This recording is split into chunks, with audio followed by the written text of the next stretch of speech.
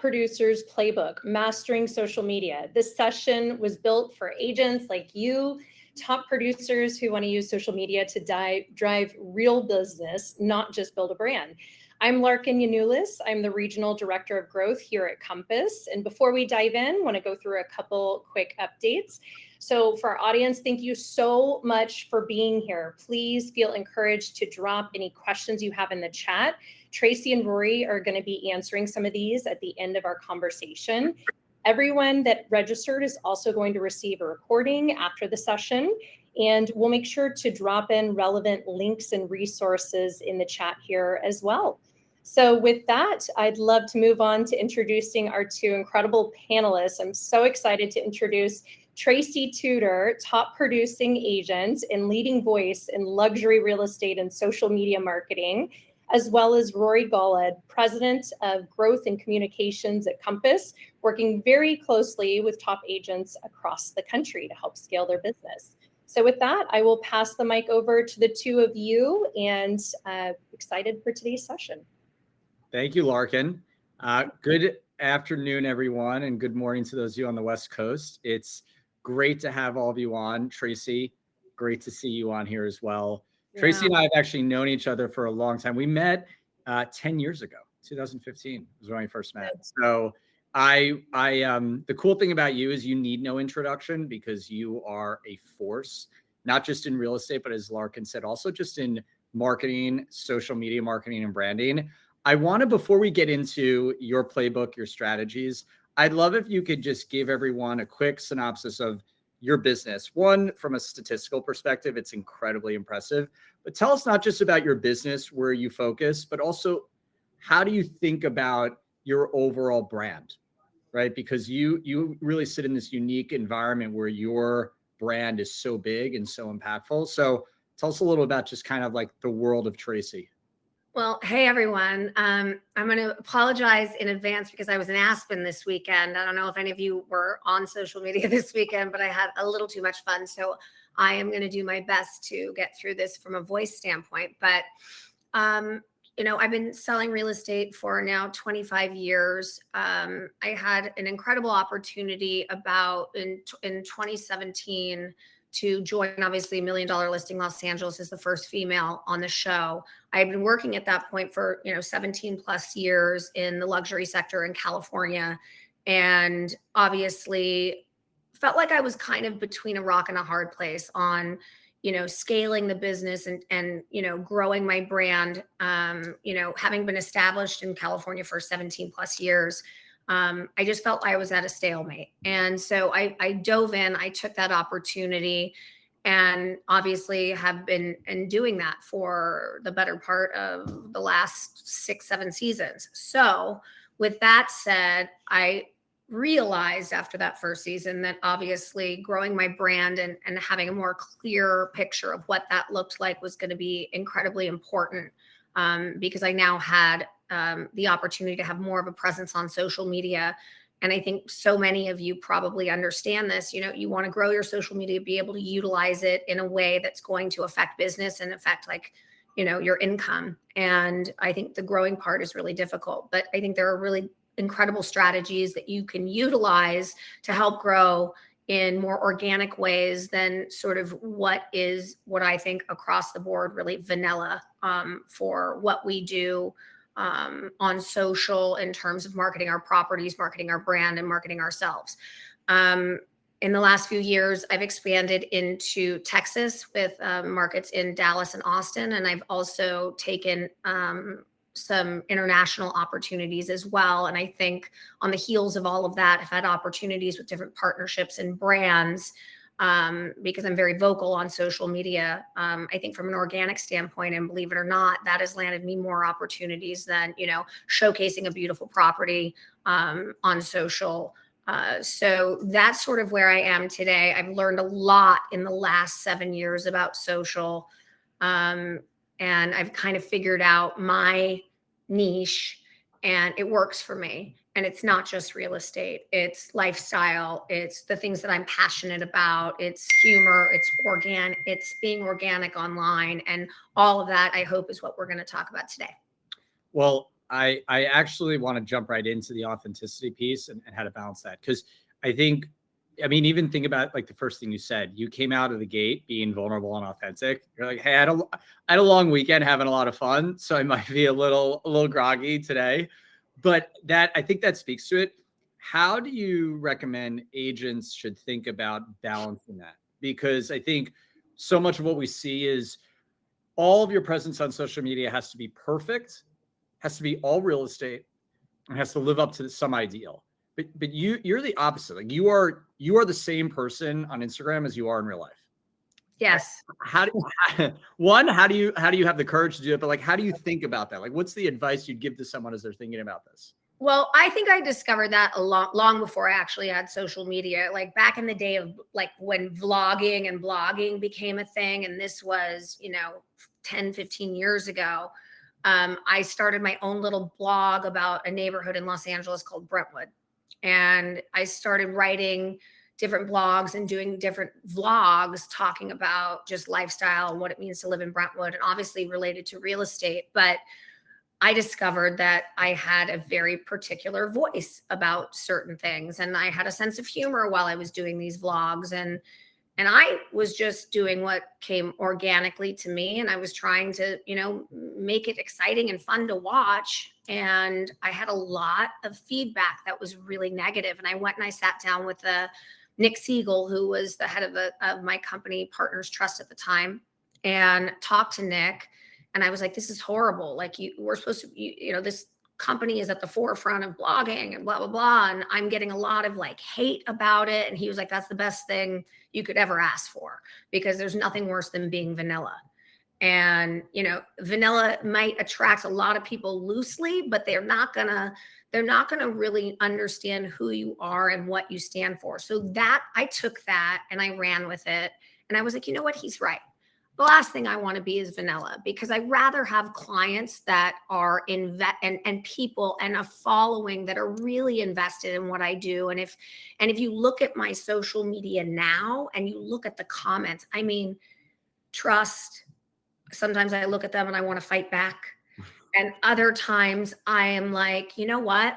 Let them run. Let the trolls say what they're going to say. Let the people come to your defense. Let the people that love you organically and support your business and know who you are, be your greatest asset online. And those are the people, that love you are going to be your clients for life, because you are no different on social and in how you are from real life. And that's what people, I think, most importantly, trust. If they're going to use you to sell the biggest asset that they have and multiple times over, they want to be able to trust you. If you are a different person online than who you are, in the business world, or who you are when you're taking them out and showing them property, then how do they feel like they can trust you? So I think that was a big piece of it for me. And that transition, when my social media started to grow, I recognized very quickly that I had to continue on that path and showcase all the different facets of me, so that people resonate with it, and some people don't. Yeah. Well, do you have a formula when you think about what type of content to post? Because I think a lot of agents would say, okay, how much do I post of, I've got real estate, I've got my interests and my passions, I've got family. Like, what is, like, do you have a formula? Like, what's your balance? My grid is arguably going to be a little more professionally focused, even if I'm doing a lifestyle piece or a partnership with a particular brand like Mila or whatever that relates to real estate, or a panel discussion. I'll try and keep my grid a little bit more professional with the occasional lifestyle post, whether it's travel or fitness. These are all things that I'm very much passionate about. And I will do usually, like, there's 2 real estate posts and 1 lifestyle post in the grid. So, and then sometimes I'll flip it, because you need to pay attention to what's happening and what the interactions are. You guys should all be looking at every single post you do, how much interaction you're getting, are your reels climbing, and what are people responding to? People respond to me traveling. People respond to me doing fitness stuff. People respond to me being completely organic. And then if I'm going to have a real estate piece, more often than not, the best interaction I get is when it's with video and I am in it and I am talking about something and not just walking through the property, which can be exhausting. You got 15, 20, 30, 40 listings. Trying to do a video with yourself in it for every single one of them is not always the best use of your time. So you need to find ways to make things shorter, quicker, and more engaging. And I think by doing that, like having the real estate post and then the next day doing something a little bit more organic, whether it's talking about new kitchen trends or new marbles, and you're tuning into the real estate piece of it, but it's more of a conversation. Stop with the scripts, stop with like all of that nonsense, because that isn't organic. You reading off of a piece of paper that's sitting behind the camera, people aren't going to connect to. It sounds like what you're saying, you said on the real estate side, it's you just talking about the business overall, the market, and video is what performs better than you have some of the most beautiful listings in the world. It sounds like what you're saying is that actually performs better than just here's another pretty listing. Oh, 100%. Yeah. I mean, like night and day, if I can post the most gorgeous, most expensive property in the world, and no matter what, like the next day I post something else that's me talking about, what's happening in the LA market right now, locally, what's happening in Texas. And that is going to get far more engagement. And you want the people that are following you to be engaged. You want to show up on the Explore page. You want the people and the clients that follow you to understand what your professional opinion is on what's happening in the market right now and what you see happening in the last 3 months in terms of closings. Are we up? Are we down? Because the national media isn't telling the real story. That's not your market, right? So you need to be able to speak about your market and the people that are following you in that market. You said a couple of things I really want to highlight for everyone. One, you're right. The national media doesn't tell the local real estate story. So every agent can effectively be the CNBC, the Bloomberg.com of your local market. And all of you actually know more about it, right? And that's what clients care about local. Number two, it sounds like the content you post that's non-real estate are based around the hobbies you like. Like, I know you're a big fitness person, so you post about it because that's what you do. You don't post about things that you don't really do, which I'm guessing makes it easier because you just slot it into your life. So, recommendation, find your hobbies for all of you that you like and make those the authentic things. 100%, because people connect with that. Like, people, that love dogs, or you've got 3 or 4 dogs and the dogs are a big part of your life. You should be posting that. You know how many people love dogs? Like it's a thing. And then all of a sudden they love you because of it. And that's something that is organic to you. I mean, it's silly, but just having a real estate social media account is not going to get you leads or buyers. Maybe you get one every so often. I have to check my Instagram, and no one believes this. I check my DMs every day, 4 times a day, because I get leads there more often than you can possibly imagine. I lost one of the biggest leads of my life because I missed accepting someone into my, like you have your requests for DMs. Yeah. That was a $57.5 million purchase that I would have had in my DMs that I ended up getting through a New York agent by the name of Steve. You guys might know him from a show called $1 Million Listing New York, but I ended up giving him a 25% referral fee on that $57.5 million deal because I didn't see it in my Instagram. He ended up calling her randomly and connecting us, and then I had to give a lot of money for that. We're gonna jump right into engagement because that's an area where I think you could provide so much insight. One quick question, just quick answer. What are your thoughts on posting content with your family? This is a question I get all the time from agents. First of all, my kids are like, once every 6 months, you can post. You get them to take a picture. Yeah. I get a birthday post. I mean, I have teenagers, so I mean, that's a little different. I would incorporate family more in your stories that I think it's respectful of your kids. It's respectful of your domestic partner, wife, husband, whatever. And then, maybe once in a while, if you're on a family vacation and, it's an incredible moment, but I wouldn't make that the forefront of what your brand is. Yeah. If brand, unless that's your brand. Yeah. But I would say more often than not, that's not what you stand. I mean, and we all have families, right? I mean, not all of us, but many, many, many of us. I don't think you're honing in on the specifics of what makes you you. Yeah, that's a great point. So let's talk about engagement. I actually think you're the best person to counsel us on this, because you probably get, well, I know, not probably, you do get an insane amount of engagement, thousands of likes, views, reposts, the direct messages you get. I can only imagine how crazy some of it must be. Talk to us about how do you, well, first let's talk about how do you actually manage it, right? There's a question where you hear all the time from agents, like, I don't have time for it. Actually, you're the best person to speak to this, because you have an incredibly busy business and you have hundreds of thousands of followers. So you clearly can manage it. Well, and how do you think about it? Yeah. So what's interesting is, believe it or not, the number of your followers is not the most important thing. It's the engagement of the people that follow you. So I actually may have a few 100,000 less, even a half a million followers less than certain people that I follow, but my engagement is higher. And I've done the analytics on all of this. So engagement is a really important thing in terms of, getting yourself to reach more accounts and having the things that you're doing online, on social, in the algorithm will start reaching more people when you're engaging. So I do it. And if I can find time for it, so can you. I am a single mom of 2 teenage crazy kids.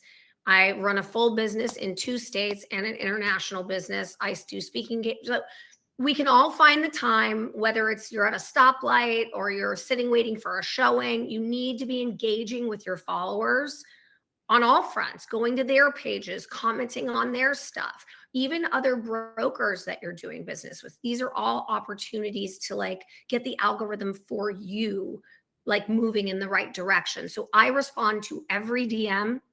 Sometimes it's just a tap, tap and keep it moving. Sometimes I will show them that I saw it, but I'm not going to respond because it has no relevance to me whatsoever in terms of business.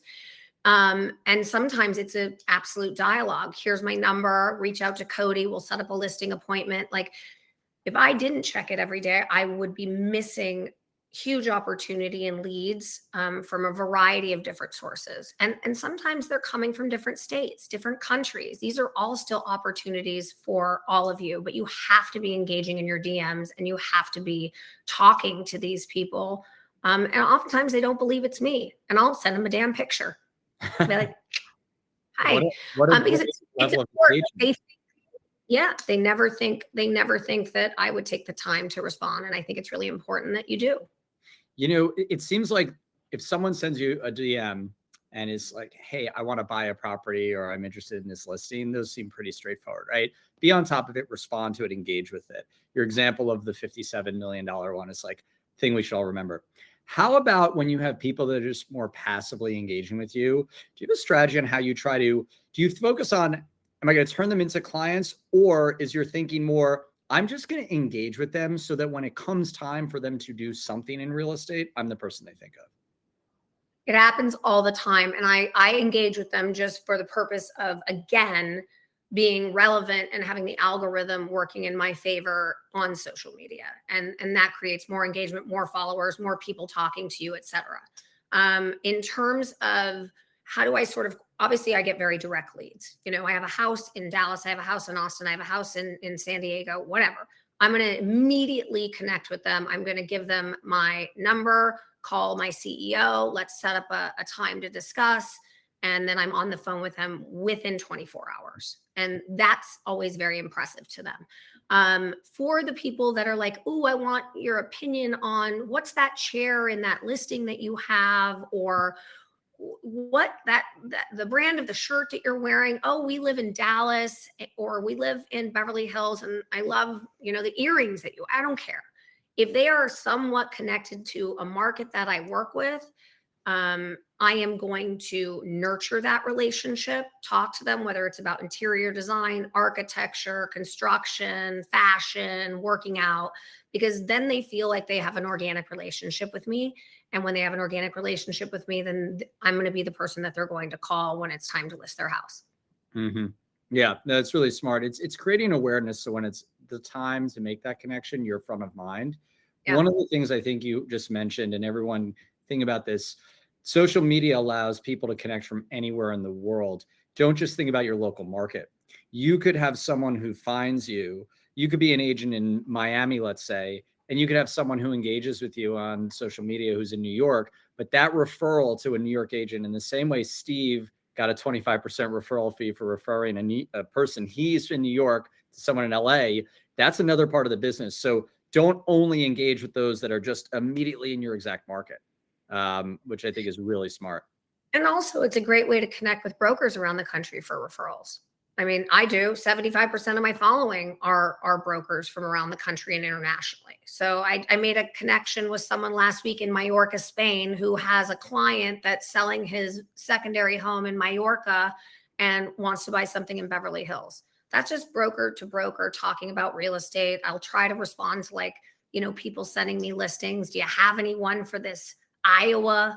And I'm like, I don't, but I'll look at it anyway. Yeah. And then they feel connected to you, and they're much more likely to send business your way when they feel like they have a personal relationship with you. And by the way, it makes them look good. Yeah, for sure. You have anyone in California and you're in a state in the Midwest and you're like, oh yeah, actually Tracy Tutor and I are friendly. I can absolutely pick up the phone and reach out to her. She's a boss in Los Angeles, and she can absolutely take care of your purchase. Yeah. Well, I want to work into some of the questions we're getting from people directly. This is one that's coming up a bunch. So if I'm an agent, I'm starting from scratch, right? I have a business, but I don't have a following on social media. I set up my Instagram.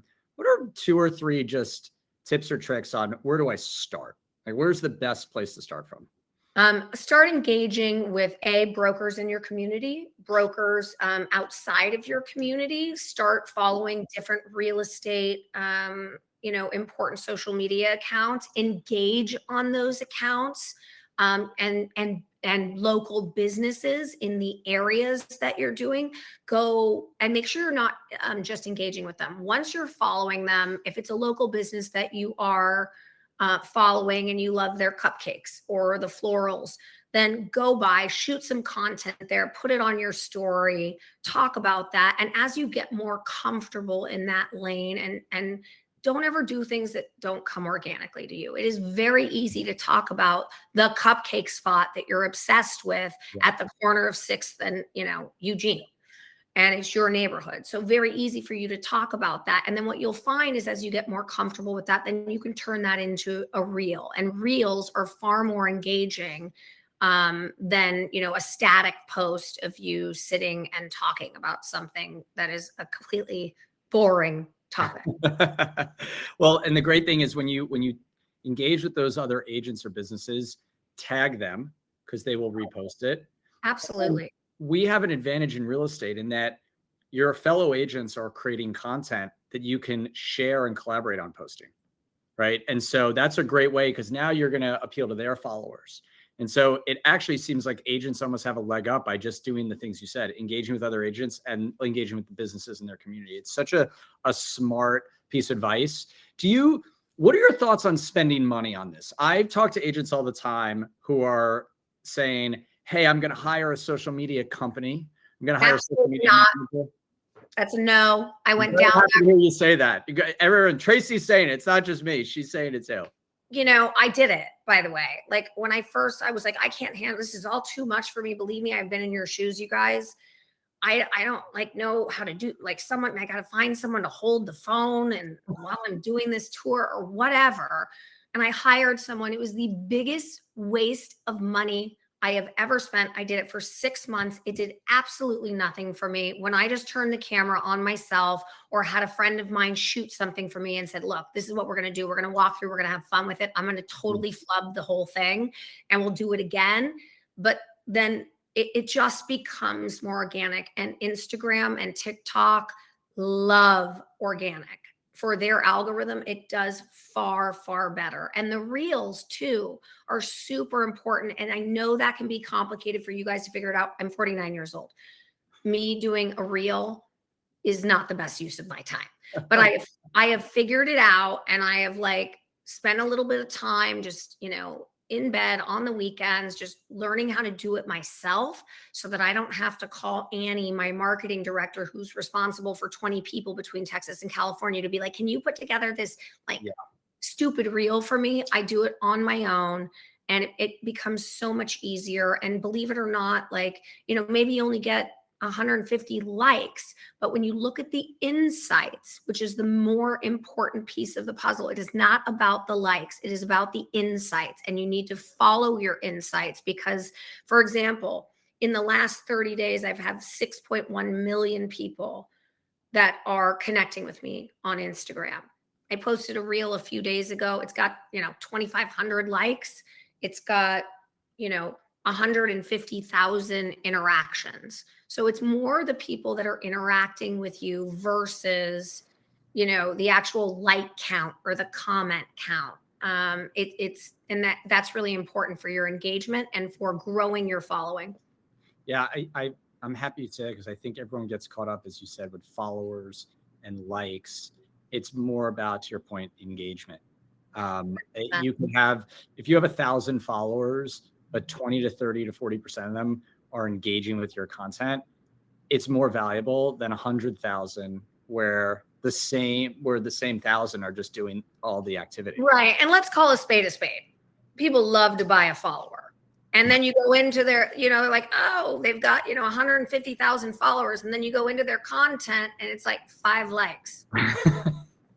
Like, that's not real. That's not organic. That's not going to get you business. So you just spent thousands of dollars buying a bunch of followers for people to figure that out in 2.2 seconds. Yeah, that's a great point. Larkin, before we jump to you, because I know you have questions from the audience as well. Yes. For everyone listening, for those of you who are, as Tracy said, trying to figure it out and learn, one of the benefits, obviously, of Compass is you can go to your agent experience manager, you can go to the marketing team, and they can teach you how to do these things. And we actually have tools in the Compass platform that can help you create this kind of content to make it even simpler.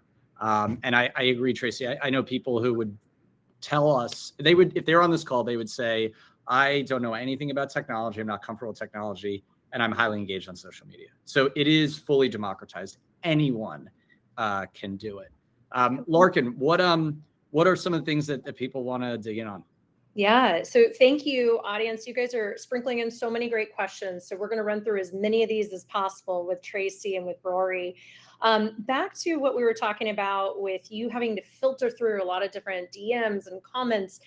There's several questions around the theme of, while this may not be immediately relevant for a traditional real estate agent that's not on a popular TV show, but how are you able to separate real leads from fans?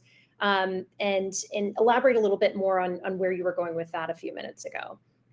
Well, there's pretty obvious people that are fans, and we filter those out immediately. However, fans become my clients, and your fans should become your clients. So whether that's because you are passionate about equestrian and somehow you connect on Instagram with other equestrian people and you post something about that, or you're talking about that on your story, you're going to engage with them because obviously that's a passion of yours, which means if they go to sell their equestrian estate, you might be someone that they are going to call as a professional that they are following. So yes, you definitely want to be able to delineate between, for me, obviously, I know how to look at someone who's just DMing me to connect with me for a date and someone who's DMing me because they're genuinely interested in what I had to say. And that's pretty black and white. Yeah. As a follow-up to that, do you do anything where you try to include any of these people in a CRM or in a system, or you manage it exclusively through Instagram? I manage a lot of it through Instagram until they become a real lead. And I move them in. I move like the people that I'm communicating with on a regular basis into a primary account on Instagram. And then you have general, And now there's like a new thing where you can see them all in one place, including your requests. So you don't have to go to requests. But once I figure out that this is like an organic follower of mine who is communicating with me on a regular basis, I move them to primary. And then I keep everybody else in general. And then once they start saying, I'm thinking about selling my house, that immediately goes off to Cody. And then they're added into the CRM. A meeting is scheduled and we talk. Yeah. That's great. Thank you for sharing that. Sure. And so it sounds like once you've qualified, they're beyond a fan. You also will reciprocate a follow to those individuals. Absolutely. Yeah. Well, Okay.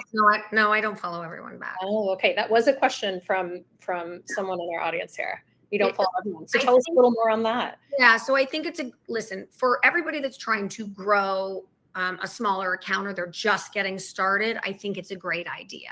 You can always unfollow later if it doesn't turn out to be anything that, has turned into business opportunity for you, and you want to be very clear on your following. So for me, I'm going to follow people in the fitness world. I'm going to follow people in the travel space. I'm going to follow people in fashion. I'm going to follow people that are involved in real estate. That is it. Right? And the rest and that like leans into the things that I'm organically passionate about, which again will start to like make sure that you are in the right space, getting the right people to your page. And so that's really important. But when you're first starting, I think you can follow but again, make sure that you're figuring out and getting a follow back from the businesses that you love and the content that you're exploring. You want to follow people like that. So it's very clear on who your following should be. So Instagram can point those people to you. Thanks, Tracy.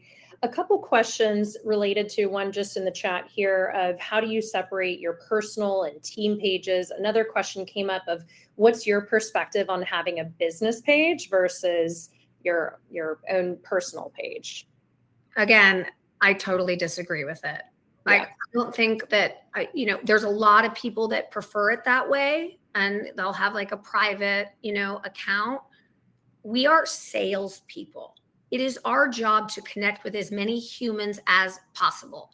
And again, like what you might have a little private account where you just post for your close friends, but don't forget you have close friends on Instagram and you can post family stuff just to your close friends and stuff like that. But what it is about is growing your social media is to connect with as many people as possible. And you certainly aren't going to connect by sitting around talking about, the beautiful wood floors in the new 5,000 square foot house that you're listing.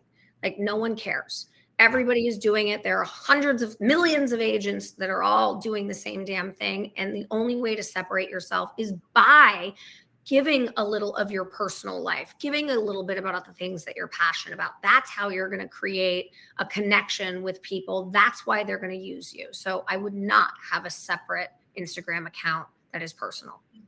I haven't for years. Thank you, Tracy. Rory, question for you with Compass and the platform that we have and the resources that we have for agents who are focused on high-end and luxury, how is Compass helping to differentiate them in a competitive marketplace? Yeah. Well, first I need to combine now my two, Tracy, because I've been doing it the wrong way because I have the personal business. But again, I think your logic makes so much more sense. Like you want to think that, but actually people want both. Because 100% they do. And they want to see you, Rory, and they want to know what you're passionate about outside of work, which is what we were talking about before we went live. Yeah, exactly. Yeah. Well, it's funny. My feed is all, good people playing guitar, people playing golf, and people doing cold plunges. So that tells you something about what I'm into. So yeah, I think there's a couple of things. One, as I said earlier, we have built in our technology platform a product called Marketing Center, which allows agents to create content really easily. And one of the things, Tracy, I'd love you to talk about is the actual act of content. I always say that agents are not in the content creation business naturally, right? We're in the real estate business. So sometimes where people get tripped up, I see is it's like, well, what do I post about? And you've heard some great ideas from Tracy on what to post about. So Compass will push content to people to post about. So you can go on Marketing Center and we'll serve up here are stats in your market. Here's how to talk about the Compass inventory advantage with private exclusives and Compass coming soons. But as you heard from Tracy, you want to pepper that with your own content. For luxury focused, we have a number of internal tools that our luxury team has where we can target certain demographic groups and certain accounts with this. We also can engage with other influencers. One of the best ideas I've seen from, and this is with really important properties where you have to get to unique clients, is, and this is what Tracy is talking about with small businesses, is partnering with certain influencers that are relevant, whether it's in design, architecture, real estate, wealth management, co-posting and co-branding the content, because they have a whole nother set of followers. And so those are some of the tools that we have in place. Tracy, I'd love you just on that point around creating content. I feel like sometimes what happens is also people let perfect get in the way of good. I was talking to an agent the other day, and I record a lot of videos from the Compass app and send them out to agents. And someone was like, oh, just how many takes does it take you? I'm like, I just do it. If I'm in the car, if I do it on Sundays, I'm in a hoodie, I've got my daughter on my arm. It's not fancy. And I find that actually people love that. They connect much more. They don't want to see everybody in a suit every day standing in front of the red door trying to sell them something. If we look like salesmen, then we are salesmen. We don't want to look like salesmen. We want to look, this is what we're passionate about. This is what we love. It's easy for me to, I can talk about it in the car. I can talk about it here. I can talk about it there. I think, you know, an important thing for creating content is again, just being as organic as you possibly can, but also like what you were talking about, Rory, earlier, which I don't think we really touched on too much, is, you know, these partnerships, content creators that you might follow. If there are any connection to, you know, if you look at like to know it, or, you know, certain fashion brands that I follow, or designers that I follow, I'll ask them point blank to do like a sit down, or would you do a walkthrough at my property? There you go. Why not? Or sit down and do like a 5-minute Q&A with them at a house that you have listed. How much more interesting is that? You know, a designer that maybe worked on the house that you had listed, or, you know, a designer that you love, or an architect that you love telling you how, like, what is the fastest way to get my house ready for sale? Or what are a few design tweaks that I can make? These are all people that you can be partnering with, engaging, that are already content creators that have a following. And if you have an organic conversation with them that is unscripted, I promise you, you will pick up their following. Yeah. And probably what you'd find is that people might say, oh, they won't want to do that with me. I bet what you see all the time is everyone wants to do that because it's helpful to them as well. It's truly symbiotic. It's they're getting engagement and content from it also. Right. Yeah, that makes a ton of sense. Thank you for the perspective on that too, Tracy. Several questions with other platforms outside of Instagram. So we'd love to hear your thoughts on Instagram versus Facebook, TikTok. How are you balancing your time across these different platforms, or syndicating the same content across multiple? I don't know, man. I'm too old for TikTok. That's what I say. I feel like I missed I mean, listen, guys, I think you have to do what works best for you, particularly people that are a little bit like newer to it and like wrapping their head around like how overwhelming it feels, which hopefully after today it will feel a lot. Pick one, start with one that you feel most comfortable with. For me, that's Instagram. I post everything from Instagram to Facebook because there's a link there that you can do that so that you can engage in the Facebook community as well. TikTok, I have a little more fun with. I do my own. I have no clue what I'm doing on that thing, but it's kind of fun. But it's not really where I'm selling real estate. If anything, I'm trying to guide my TikTok community into Instagram. And that's where I drive everything, because between Instagram and Facebook, that's where I'm most comfortable. And that's where I feel like I'm served the best in terms of real estate leads, making connections, you know, creating partnerships between different brands that are in our industry, et cetera.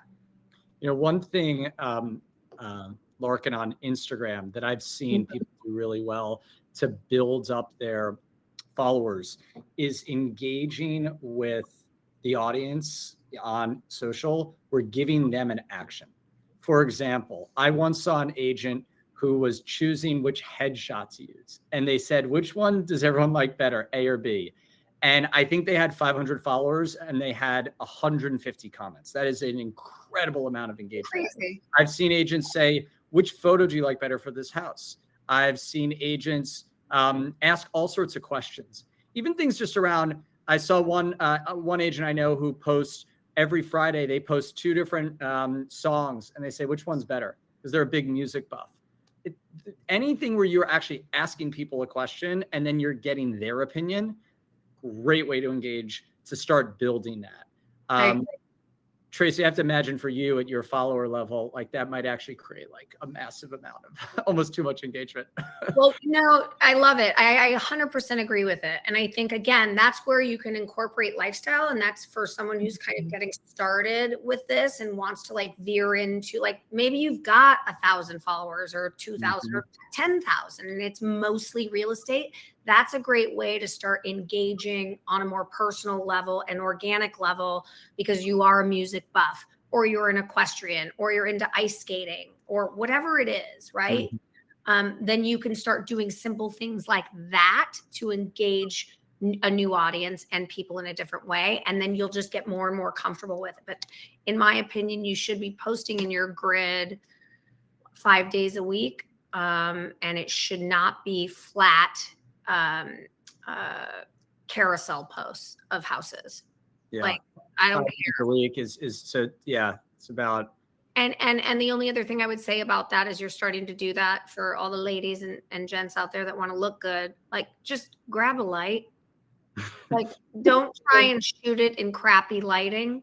Just get a little light that you can attach to your phone so that when you're on the go and you have an idea or you want to talk to people while you're driving to your next listing appointment about, like, you're about to walk into a listing appointment, like the comp across the street says it should be 899,000. You know that they've already told you on the intro call it's $1 million. I need your opinion. How do I get them from from $1 million down to 899, because that's where this house needs to be? I think I need to have a conversation with them. Whatever that is, it could be attached to your dashboard while you're driving with a little simple light clicked onto the phone, and all of a sudden, and if you don't love it, don't put it in your grid, put it on your story. Disappears in 24 hours. You'll be surprised at the engagement you get on stories. That's such a good idea. I had one, I know we're wrapping up in time. One last question for you. What content or topics do you stay away from? Politics. Yeah, that's an obvious one. That's really it for me. I mean, politics, religion, like, those aren't things that I'm interested in talking about, not on this platform.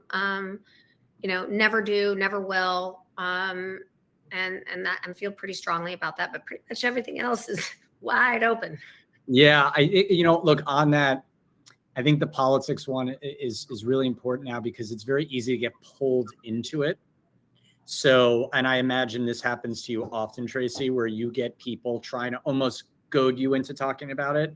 I very much agree with that. Stay away from anything politics, stay away from religion, and always follow the New York Times test. Would you want anything you write or post, would you be comfortable with it being on the cover of the New York Times, right? And so I think your point on when people disagree or have their own opinion, nothing looks worse than negative banter and sort of that negative tit for tat. So I'm sure you probably have to exert more self-control than many, because you probably a lot of insightful things that you've seen. Well, I mean, listen, I let people have opinions on social. I think you have to get very comfortable with, people saying even negative things about your listings. That happens all the time. And I'll have my clients who follow me closely on social media be like 5 people wrote like a crappy comment about the house. And I said, but the other 112 wrote something amazing. Take it with a grain of salt and just know that people are engaging. And the more people that are commenting on your house today, the more it's going to reach a multitude of people. And they're like, got it.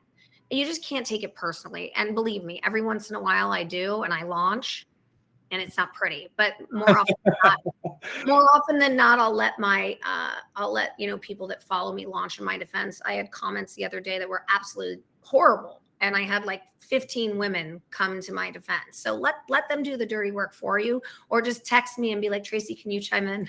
I'd be happy on someone else's account. I will say that the Compass Network is very powerful. I've seen scenarios where Robert has posted things and has gotten negative feedback, or people have said really sort of unkind or insightful stuff. And before he can even engage back, there are agents going crazy, sort of coming to his defense. And so all of you, like, you use the community around you to kind of Absolutely. Absolutely. And ask your friends to comment, or, it just creates more engagement, and it's a little trick, but it definitely works. Really great tips on that, guys, and proof of your followership that you've worked so hard to build around you too, Tracy. Last question for both of you, actually. So in thinking through artificial intelligence and how it is now brought into social media, would appreciate your perspective mutually on what we're doing here at Compass, or Tracy outside of Compass, how and if you're leveraging AI for marketing within social media, and what is Compass doing ahead, Rory, to stay in front of this? AI is a slippery slope, right? Particularly when we're selling high-end luxury real estate. And I can't tell you how many times I've been like, is that real? I'm not 100% sure. And I'm still a little bit of a newbie when it comes to that stuff, but we absolutely use AI every day in filtering messaging out to our clientele, who we want to speak to, like what is our buyer profile, who is the audience, and how do we want to talk to that audience. So we use that every single day on social, in presentations, in listing appointments, in my listing book. Like that's something that we absolutely tap into, and it's really, really important. It's just going to get crazier. So it's like, you may as well get on board now, because it's moving at such a rapid pace. And if you don't keep up and you're behind the 8 ball in 2 years from now, like, you're not going to be able to catch up, and you're going to be like a dinosaur in this world that moves at a pace that we already are like striving to stay on top of. Yeah, I agree with that. We have Compass AI in the platform, and what it's great at helping agents do around social is draft the actual words to say. I agree with Tracy. I think AI for creating postable content is a little hard because it actually negates all the authenticity. But if you're struggling on what do I write, right? I've got the visual content down. What do I write? Go into Compass AI and just write the prompt. Hey, I'm posting a video of me, asking this question to the audience, or I just talked about this in the market. Give me 5 examples of posts with hashtags. And then what I would do, it'll spit it out in 10 seconds. You don't have to use it verbatim. Just use it as an idea starter. Use it as the thing to kind of jog your memory to get you going, and it'll help push you along. Agreed. Thank you, Tracy. Thank you, Rory, and to our engaged audience. This was a lot of fun. So many great learnings that came out of this today. And for our attendees, a reminder, we will be sending out the recording so you can go back through. For those that did not attend, we will also get that out to you, to our registrants. And if you are interested in learning more, you are welcome to come to agents.compass.com, our website, for this recording and other great resources. We also have dropped in, I believe, both Tracy and Rory's Instagram accounts here. So as a final call to action, please dive in, give them a follow, and engage with their content more. Yeah. I'm gonna be engaging like crazy now that you've motivated me, Tracy. So I'm gonna be. I love it. Merge those accounts, Rory. I have to do that too. I know. I'm on it. Thank you so much, Tracy. Thanks, you guys. It was a lot of fun. Nice meeting you all. All right. See ya.